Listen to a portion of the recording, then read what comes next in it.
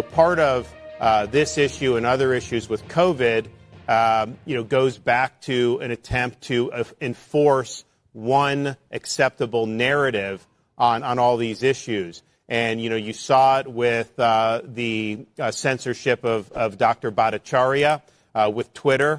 You also saw it with Dr. Fauci and some of these people saying that they needed to go after these people who wrote the Great Barrington Declaration. They wanted to not contest the ideas in that. They basically wanted to smear them because they didn't want to have any criticism of their lockdown policies. And so part of the reason I think it's been a bad response is because from the very beginning you had a lot of arrogance that it's our way or the highway, and anyone that offers any type of a dissenting opinion. And they were censoring from day one. People that would write anti-lockdown things in March of 2020, April 2020, some of those would get taken down off some of these big tech platforms. And so we saw that over and over again. And I think that ultimately, your policies or your positions or your analysis of this medical science should stand on its own.